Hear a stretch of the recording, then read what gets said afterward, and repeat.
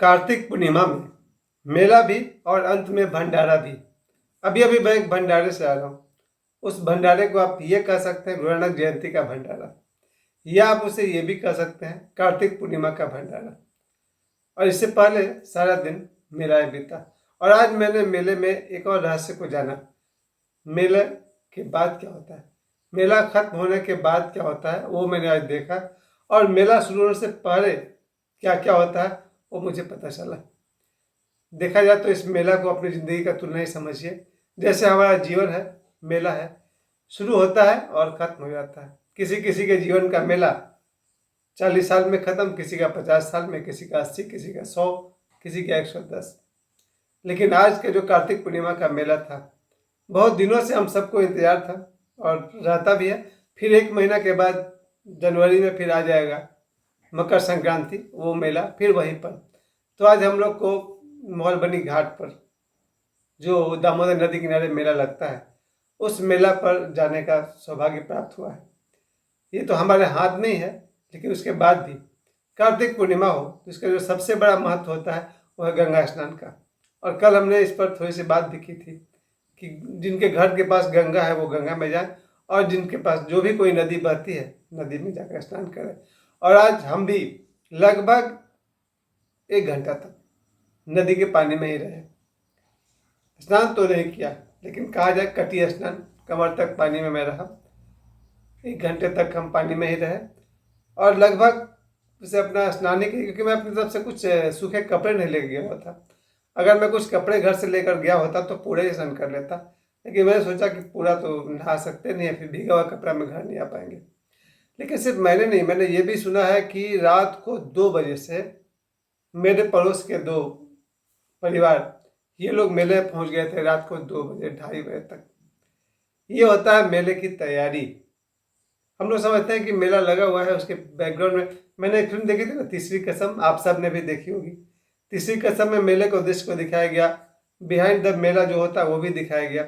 आज मैंने अपनी आंखों से देखा कि ये लोग 2 बजे रात से ही, 2:30 बजे रात से मेले पहुंच करके, तैयारी तो कल शाम से ही हो रही थी। बहुत सारे दुकानदार बंधु हैं जो मेरे मित्र हैं, मेरे पड़ोसी हैं, वो लोग मेले की तैयारी में लगे हुए थे, क्योंकि मेला का एक उद्देश्य होता है पैसे कमाना। जो मेले में दुकानदार होते हैं उनका उद्देश्य है पैसे कमाना। मेरा उद्देश्य था पिछले साल बांसुरी खरीदना, फ्लूट। खैर, हर लोग, जितने भी लोग मेला में गए थे, मुझे पता चला आज कि 5 बजे सुबह से ही या उससे पहले से लोग नदी में पहुंचना शुरू हो गए थे। दामोदर नदी के पास जो यहाँ है मोहलबनी के पास, सुबह 5 बजे से ही लोग नदी में स्नान करने के लिए उतर गए। भीड़ इतनी थी कि कुछ लोग तो बहुत किराए से ही लौट गए थे। हम लोग गए हैं शाम को 5 बजे, शायद 5 या 4 बज रहा था जब हम शाम को पहुँचे हैं। तो शाम को 4 बजे से तो हम लोग स्नान करना शुरू किए, और यहाँ लोग सुबह 5 बजे से स्नान करना शुरू कर चुके थे। जो भी, मैं तो दोपहर के बाद में दिख गया नदी में, मैंने देखा लोगों को बहुत फुल्ली एंजॉय। मुझे लग रहा कि 1-1 घंटा तक, 1 घंटा तो खैर हम भी थे, 1 घंटे तक छोटे बच्चे सब कोई नहा रहे थे और बहुत उत्सव का मजा ले रहे थे, क्योंकि ठंड कुछ खास नहीं थी, लेकिन जो नदी में नहा रहा था उसके लिए थी भी। फिर वहाँ से हम लोग निकले हैं, फिर मेले की तरफ गए। मेले में देखे वही बात जो आप सब भी देखते हैं, खरीद फरोख्त, दुकानदार बेचते हैं सामान और ग्राहक खरीदते हैं सामान। उसके बाद फिर मैं कहीं एकांत में बैठा हुआ था। मेरे जो घर के बिल्कुल पड़ोसी हैं उनका वहाँ दुकान लगा हुआ था, फिर जो उनके बगल में है उनका भी दुकान वहीं लगा हुआ था। मैं तो जान में जान आ गई, क्योंकि जब मुझे दिख गया कि मेरे 2 पड़ोसी, एकदम सटा हुआ घर, मेरे 2 पड़ोसी मेला में, अब मेरी ताकत फिर से वापस आ गई। जो हमारे मित्र थे वो तो लौट आए।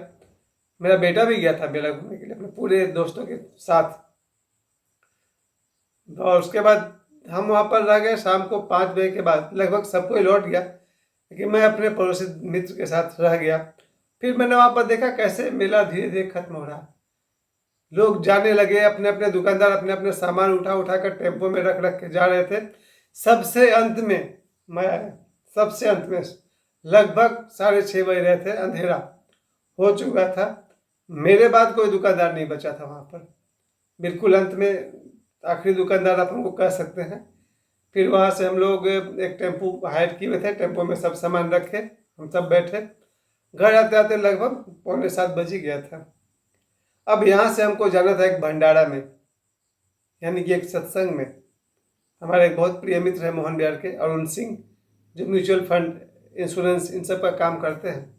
अरुण सिंह जी के यहाँ सत्संग था, क्योंकि हर पूर्णिमा को वो सत्संग कराते हैं। उनका स्टूडियो भी है, और उस स्टूडियो में मैं हमेशा जो भी मोबाइल से फ़ोटो खींचता हूँ, 15 रुपये में एक card size photo, post card size photo बनवाता हूँ। तो अरुण भाई से मेरा सबसे अधिक लगाव इसी बात का है कि इधर मोबाइल में फ़ोटो खींचे, वहाँ उनके स्टूडियो में भेज दिए, और हैंड टू हैंड फ़ोटो मिल जाती है। सिर्फ 15 रुपये में एक पोस्ट कार्ड साइज फ़ोटो मिल जाता है हमको। तो अरुण भाई के यहाँ आज पूर्णिमा का सत्संग था, और हर पूर्णिमा को अरुण सिंह के यहाँ सत्संग होता है। बहुत खुशी की बात थी कि आज एक तरफ गुरु नानक जयंती, कार्तिक पूर्णिमा और पूर्णिमा का सत्संग अरुण सिंह के घर पर।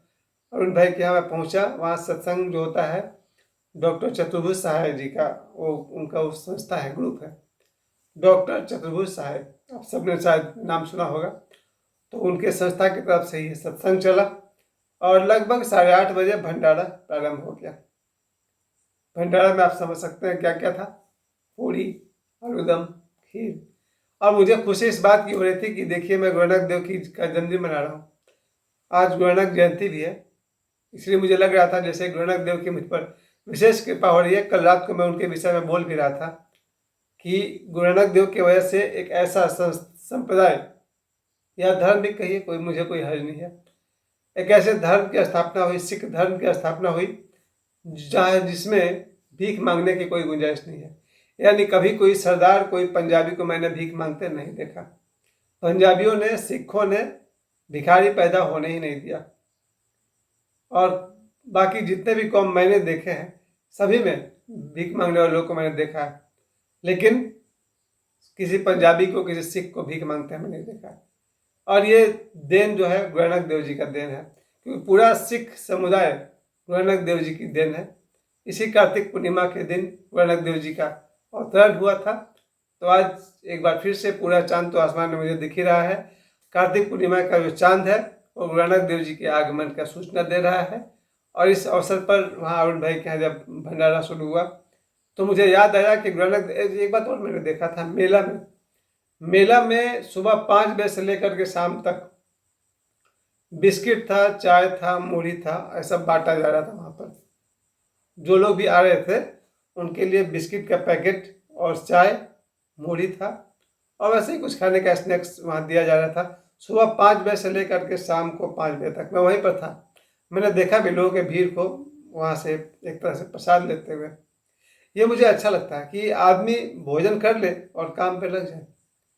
कम से कम ये जो सिखों का एक समुदाय है जो चाहता है कि लंगर उनकी तरफ से है, मतलब कि भोजन करिए, पेट में भोजन आ जाए, मेहनत करिए। सिख, सरदार, पंजाबी भीख मांगने पर जोर नहीं देते, बिल्कुल नहीं, नॉट एट ऑल। इसलिए उनके समुदाय में कोई भिखारी नहीं है। उनका संदेश है खाना खाना हो आ जाओ, लंगर चल रहा है, भोजन करो और काम पे लग जाओ, कर्म करो, कर्मवीर बनो। सिखों का जो सबसे बड़ा देन है, जो कि मैंने कहा कि इसी कार्तिक पूर्णिमा की देन है, गुरु नानक जी का आना इस दुनिया में। और गुरु नानक जी आए तो पीछे पीछे सिखों का एक समुदाय आया, और आज लगभग भारत में 2 करोड़ सिख हैं। पूरी दुनिया में मिला करके 3 करोड़ भी हो सकते हैं। ये जो 2 करोड़ सिख हैं, इनमें से अधिकांश धनाढ्य हैं, यानी धन से संपन्न है। और इन सिखों से बहुत सारी संस्था चलती है। जैसे मैंने कल बताया कि बाबा बागेश्वर की जो पद यात्रा है, उसमें जो 7 नवंबर से बाबा बागेश्वर की पद यात्रा है, 7 नवंबर से लेकर के 16 नवंबर तक, इनमें लगभग सभी दिनों का फाइनेंस सिख समुदाय की तरफ से किया जा सकता है। लेकिन शायद 3 दिन का फाइनेंस वो लोग कर रहे हैं, जबकि उनके सामर्थ्य इतनी है, कैपेसिटी इतनी है कि वो चाहे तो पूरे 10 दिन का फाइनेंस कर सकते हैं। और सिख समुदाय बाबा बागेश्वर के इस पद यात्रा में, सनातन हिंदू एकता पद यात्रा में अपना सहयोग दे रहे हैं। फाइनेंशियली वो लोग सपोर्ट कर रहे हैं, और स्वयं भी उसमें मौजूद रहेंगे। इसमें बहुत सारे सिख बाबा बागेश्वर के साथ रहेंगे उनके इस मिशन पर, सनातन हिंदू एकता पद यात्रा में। तो आज मैं कहने वाला हूँ कि सिखों की वजह से भारत में एक ऐसा समुदाय है जो भीख नहीं मांगता है, और दूसरा दिन जो है सिखों का कि अगर सिख अगर चाह लें तो भारत में एकता आनी ही होगी, आएगी ही आएगी, क्योंकि सिखों के पास तलवार की भी ताकत है। मैं ये नहीं कह रहा हूँ कि तलवार को यूज किया जाए, लेकिन कृपान उनके हाथों में भी है। तो मैं तो बहुत ही आज कार्तिक पूर्णिमा के दिन बहुत बहुत कृतकृत्य हो गया हूँ कि मैंने आज कार्तिक पूर्णिमा का मेला भी देखा, 1 घंटे तक कटी स्नान भी किया मैंने, कमर तक स्नान, और फिर हमने मेला भी देखा। मेले के बाद क्या होता है ये अनुभव मुझे आज मिला, और अंत में हमने भंडारा भी लिया। और इस तरह से मेरे लिए कार्तिक पूर्णिमा बहुत बढ़िया रहा। आप सभी को कार्तिक पूर्णिमा की हार्दिक बधाई।